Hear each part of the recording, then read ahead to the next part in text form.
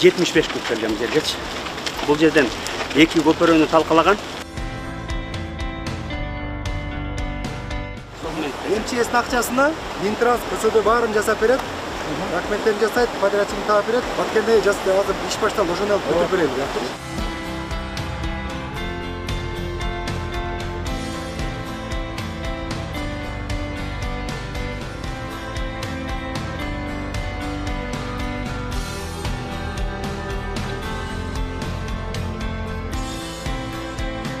Картадагы 450 метр экен. Эки бетин тең габио менен тособуз ушул жерде.